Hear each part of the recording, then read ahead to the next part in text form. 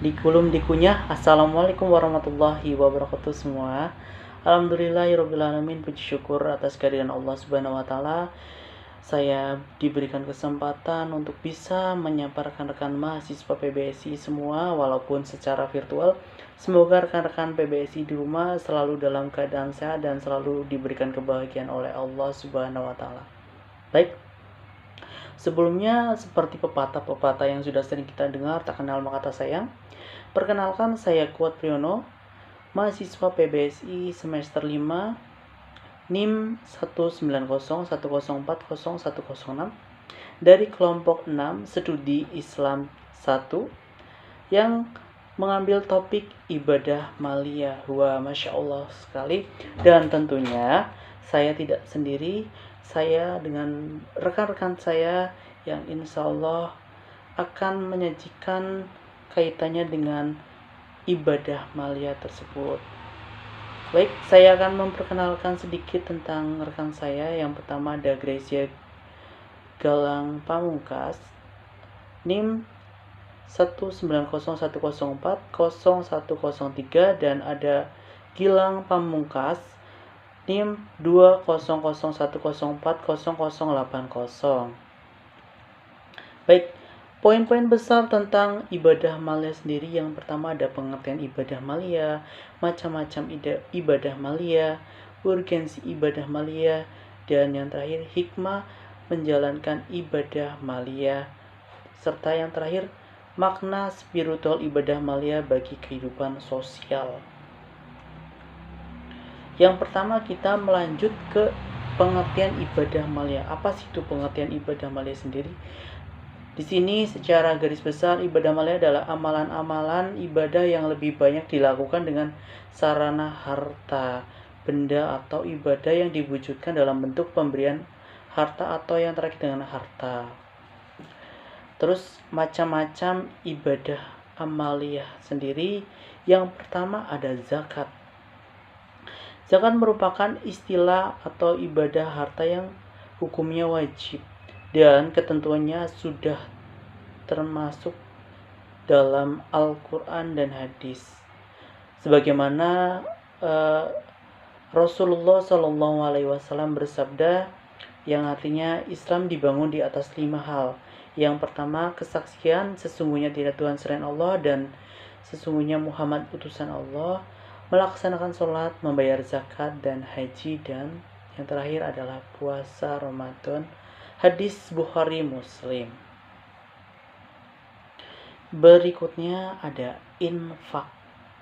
Infak berasal dari kata nafkah yang berarti telah, lewat, berlalu, habis, mengeluarkan isi, menghabiskan, milikinya atau belanja. Sedangkan menurut istilah infak sendiri adalah mengulurkan harta yang tayyib atau baik dalam ketaatan atau hal-hal yang dibolehkan.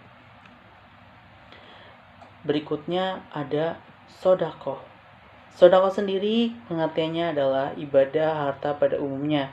Jika zakat dan infak sudah ditentukan jenisnya, seperti uang, emas, perak, perdagangan, hewan, ternak, dan lain-lain, sodakoh sendiri boleh dengan barang-barang sebagaimana disebut bisa juga dengan tenaga, pikiran, dan lain-lain. Bahkan Rasulullah SAW bersabda, senyummu terhadap wajah saudaramu bernilai sodakoh untukmu. Masya Allah. Jadi ketika rekan-rekan teman-teman mahasiswa ini mungkin gak bisa bersodakoh dengan finansial, cukup dengan senyum saja itu juga sudah termasuk sodakoh. Masya Allah sekali ya. Yang keempat itu ada fidyah, di mana fidyah adalah menempatkan sesuatu pada tempat lain sebagaimana tebusan atau pengertiannya baik berupa makanan atau fidyah juga berarti kewajiban manusia mengeluarkan sejumlah harta untuk menutupi ibadah yang ditinggalkannya. Contohnya nih teman-teman puasa, mungkin puasa teman-teman bolong, mungkin bisa diganti dengan fidyah, tentunya dengan ketentuan dan syariat Islam. Baik, sahabat fillah rahimakumullah, selanjutnya akan diterangkan kembali mungkin tentang macam-macam ibadah maliyah. Mungkin akan diulas kembali tentang sodako dan vidya oleh rekan saya, atau mungkin hal-hal lebih mendalam lagi, mendetail lagi terkait dengan ibadah amalia yang akan dilanjutkan oleh rekan saya. Kepadanya saya persilakan. Assalamualaikum warahmatullahi wabarakatuh. Perkenalkan, nama saya Gilang Pamungkas, NIM 200-104-0080. Yang ketiga yaitu sodako. Pengertian sodako adalah ibadah harta pada umumnya. Jika zakat dan infak sudah ditentukan jenisnya seperti uang, emas, perak, perdagangan, dan hewan ternak, maka sodako tidak demikian. Sodako boleh dengan barang-barang sebagaimana disebut, bisa juga dengan tenaga, pikiran, dan lain-lain. Bahkan wajah sumringah dan senyuman pun bisa bernilai sodako. Senyumanmu terhadap wajah saudaramu bernilai sodako untukmu. Hadis riwayat Ibnu Hibban. Yang keempat yaitu fidyah. Fidyah adalah menempatkan sesuatu pada tempat lain sebagai tebusan atau penggantinya, baik berupa makanan atau fidyah. Juga berarti kewajiban manusia mengeluarkan sejumlah harta untuk menutupi ibadah yang ditinggalkannya. Fidyah saum wajib dilakukan oleh seseorang yang tak sanggup karena kepayahan dalam melakukan saum fardu khususnya di bulan Ramadan, sebagai bentuk ruksah atau dispensasi yang diberikan Allah kepada mereka, karena Allah Subhanahu wa Ta'ala tidak membebani hamba-hambanya melainkan sesuai dengan kemampuannya. Yang kelima yaitu kurban atau udhiyah. Udhiyah adalah menyembelih binatang tertentu pada hari raya kurban atau Idul Adha atau hari tasyrik dengan niat takarub atau kurban, mendekatkan diri kepada Allah Subhanahu wa Ta'ala. Yang keenam yaitu akikah. Akikah adalah binatang, kambing atau domba yang disembelih dalam rangka menyambut anak yang baru dilahirkan. Akikah dilaksanakan pada saat bayi berumur 7 hari, sekaligus dicukur habis rambutnya, dan disiarkan namanya. Apabila pada hari ke-7 tidak bisa dilakukan akikah, boleh diundurkan sampai hari ke-14 atau hari ke-21, sebagaimana disabdakan Rasulullah SAW. Setiap anak yang lahir tergadai akikahnya, yang disembelih pada hari ke-7, dan pada hari itu ia diberi nama dan digunduli rambutnya. Hadis sahih riwayat Ahmad, Abu Daud, Tirmizi, Nasai, Ibnu Majah, Baihaqi, dan Hakim. Urgensi ibadah maliyah. Ibadah maliyah sangat penting dilihat dari berbagai segi, antara lain: pertama, membersihkan harta dari kotoran, kebakhilan, keserakahan, kekejaman, dan kezaliman terhadap kaum fakir miskin.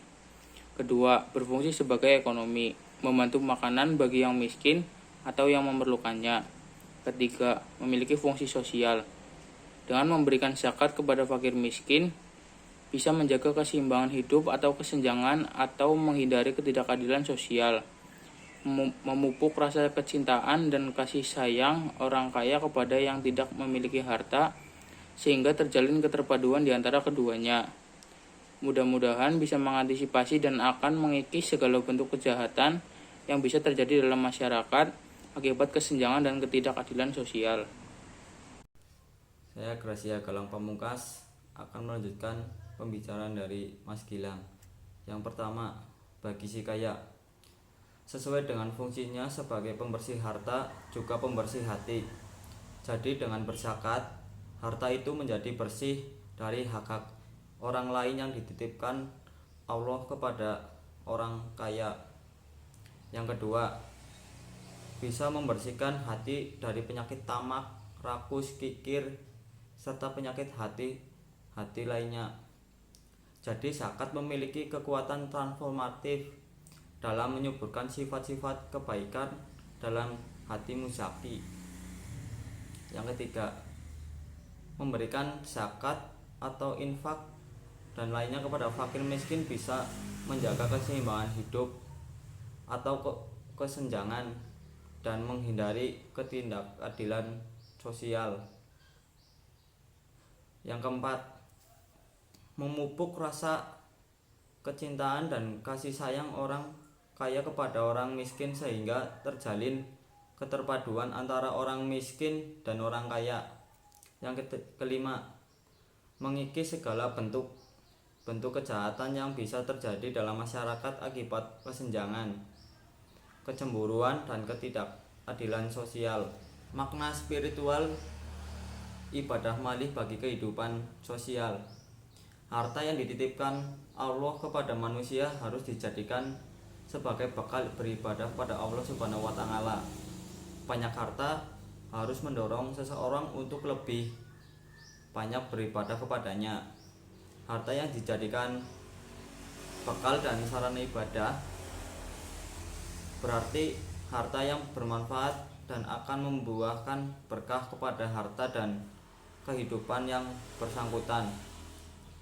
Pelaksanaan tugas ibadah kepada Allah Subhanahu wa taala tidak hanya diwujudkan dalam bentuk ibadah fisik saja, tetapi juga harus diwujudkan yang tidak akan berhenti pahalanya.